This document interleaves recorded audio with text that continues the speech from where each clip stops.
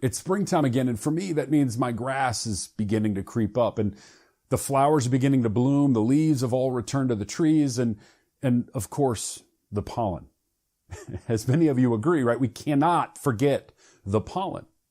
Hey, everybody, it's EdTheTrainer.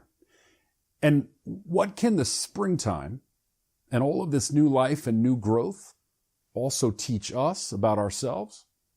Well, we'll talk about that next on this week's Tips on Tuesday.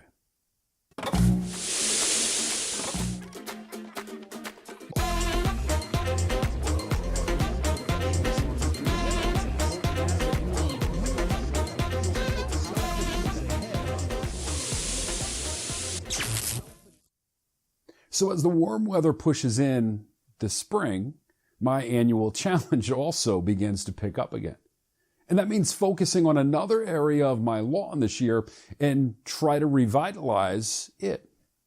You see, for a few years, I tried to do the entire lawn. I spent hours and hours spreading seed and fertilizer, and several years and way too much money later, all I'd basically done was to create another full-time job for myself. You see, no matter how much seed, no matter how much water or fertilizer that I spread, I just couldn't get the soil exactly right in that large an area. So I began to focus much, much smaller. And I'd section off areas of the yard and try to make sure that before I even began to seed, water, and fertilize, that I had made an effort to make the ground there hospitable before I did anything else at all. You see, because I'd already wasted enough time, effort, and certainly enough money on seed that just refused to cooperate. It wouldn't germinate at all. And I know many of you there's better seed out there, right? That'll solve the problem. Just go buy more expensive seed. Yeah. You see, much of my property is some type of mixture of rocks and clay and honestly, whatever grass that I have, it's really a wonder that there's any at all. Any success that we've had over the years has really come from the effort that we've made to improve the environment where those little seedlings, the baby sprouts, are getting their start in the first place, even with a little professional help. How about your plants? Your plants, your own growth. Are you in a nurturing environment?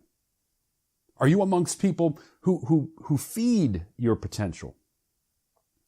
Do those closest to you, those immediately around you, do they encourage you to be the best that you can?